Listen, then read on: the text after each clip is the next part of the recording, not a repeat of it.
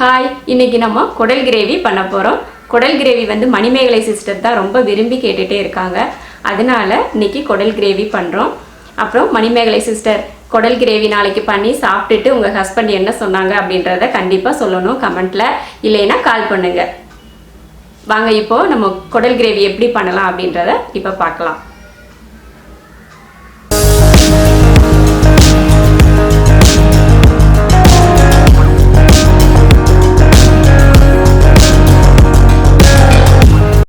குடல் கிரேவி பண்ணுறதுக்கு 1 கிலோ குடல் இது க்ளீன் பண்ணி எடுத்து வச்சுருக்கோம். நிறைய டைம் நல்லா சுத்தமாகிற வரைக்கும் க்ளீன் பண்ணணும். சுடு தண்ணி ஊற்றி க்ளீன் பண்ணணும். அப்போ தான் அதில் இருக்க ஸ்மெல்லாம் போகும். நல்லா க்ளீன் பண்ணி எடுத்து வச்சுருக்கேன். தேவையானது என்னென்னு பார்க்கலாம். சின்ன வெங்காயம் எடுத்திருக்கேன். 150 கிராம் சின்ன வெங்காயம் இருக்கும். அதை பொடியாக கட் பண்ணி வச்சுருக்கேன். பெரிய வெங்காயமும் சேர்த்துக்கலாம். தக்காளி 2 கட் பண்ணி வச்சுருக்கேன். மல்லித்தலை, கருவேப்பிலை, இஞ்சி பூண்டு பேஸ்ட் வந்து இதில் 1.5 ஸ்பூன் எடுத்திருக்கேன். மிளகாத்தூள் இதில் 2 ஸ்பூன் எடுத்திருக்கேன். மல்லித்தூள் இதில் 1.5 ஸ்பூன் எடுத்திருக்கேன். அப்புறம் 1/2 ஸ்பூன் கரம் மசாலா தூள், மஞ்சத்தூள் கொஞ்சம், இது வந்து ஜீரகத்தூள் 1/2 ஸ்பூன், சோம்புத்தூள் 1/2 ஸ்பூன், மிளகுத்தூள் 1/2 ஸ்பூன் எடுத்திருக்கேன். இந்த பவுடரெல்லாம் போடாமல் வெறும் மட்டன் பவுடர் மட்டும் கூட போட்டு நம்ம கிரேவி பண்ணலாம். அதுவும் நல்லாயிருக்கும்.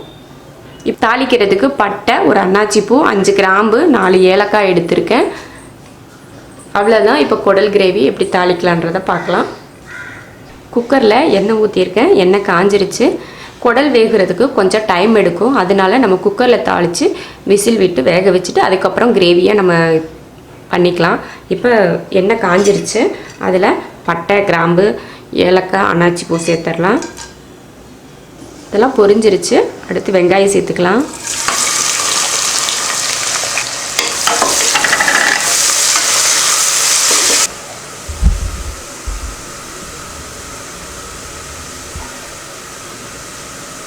வெங்காயம் நல்லா வதங்கிருச்சு. அடுத்து தக்காளி சேர்க்கலாம்.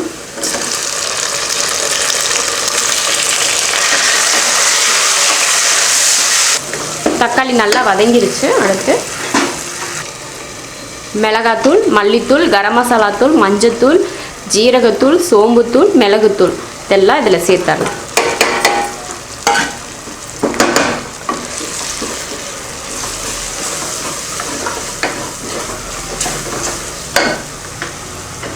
இஞ்சி பூண்டு பேஸ்ட் அதையே சேர்த்துடலாம்.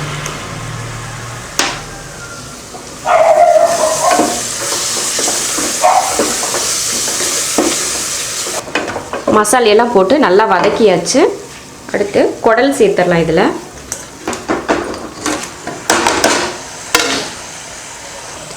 தேவையான உப்பு,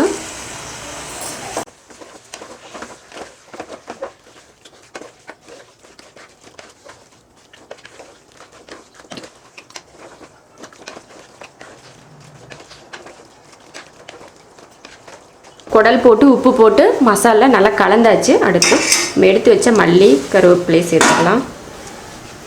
தண்ணி சேர்த்துக்கலாம்.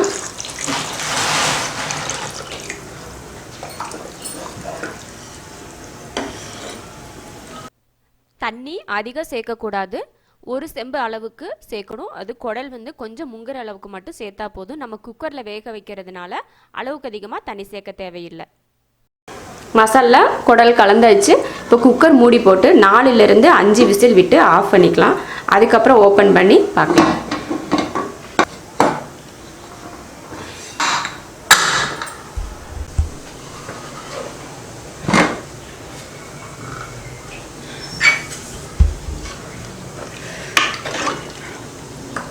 இப்போ குடல் வெந்துருச்சு. இப்போ இதை நம்ம நல்லா கிரேவியாக பண்ணணும். இதே அளவில் நம்ம சாப்பிட்றதுனாலும் சாப்பிட்டுக்கலாம். மறுபடியும் இன்னும் கொஞ்சம் வத்த வச்சு சாப்பிட்றதுனாலும் நான் சாப்பிட்லாம். இன்னும் கொஞ்சமாக நான் வத்த வச்சு நல்ல கிரேவியாக பண்ண போகிறேன்.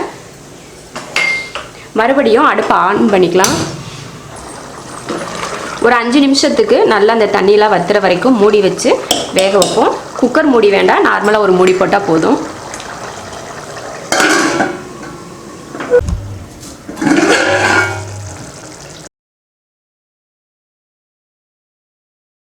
குடல் கிரேவியில் தண்ணியெல்லாம் வற்றி எண்ணெய் தெளிஞ்சு அழகாக வந்திருக்கு. குடல் கிரேவி ரெடி ஆயிருச்சு. ரொம்ப ஈஸியாக தான் இருக்கும். குடலை கழுவுறது தான் கொஞ்சம் டைம் எடுக்கும், மற்றபடி சீக்கிரம் குடல் ரெடி ஆயிரும். இப்போது லாஸ்ட்டாக மல்லித்தலை கொஞ்சம் தூவிக்கலாம். குடல் கிரேவி ரெடி ஆயிருச்சு.